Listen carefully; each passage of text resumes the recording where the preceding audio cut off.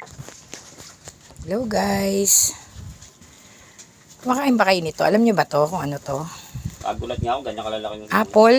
Char. Ito po ay tinatawag na sibuyas Bombay sa mga Bisaya.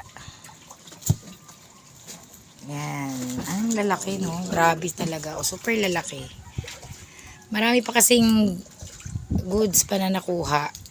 Ito sa mga tinapon, pinili nila. Pwede pang gamitin kung panggisa-gisa lang naman. So, kinuha tayo ni Kuya Keos. Iuwi namin to para panggisa-gisa natin. Oh, di ba maganda pa siya? Matigas pa. Matigas pa siya.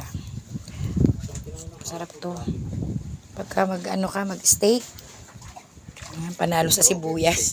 Isang sibuyas lang, oh. O, bibili ka na lang ng beef, sir. Di mo na sagot ko na yung sibuyas. Ang lalaki, oh.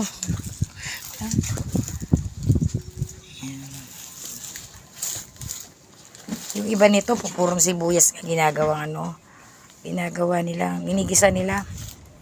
Swerte dito yung mga mga may sisigan.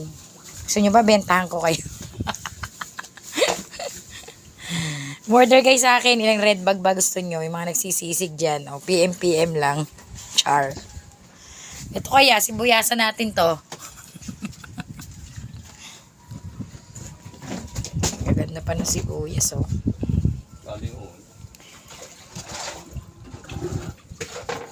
O, yung mga gusto mag-order, mag-PM.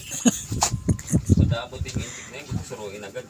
Hindi nila sinuro, niyaan mo na naman kunin ng pakinabangan ng makikinabang. Oo nga, kasi pa siya, oh, marami pa. Mahal na sibuyas mga nakaraan. Tapos ganito, swerte mo na makakuha kang ganito. Dati-dati yung ganyang kaliit, hahatiin ko pa talaga yun sa dalawa para lang ipanggisa. Sa mahal ng sibuyas ng nakaraan. Kaya medyo bumaba naman na yung sibuyas.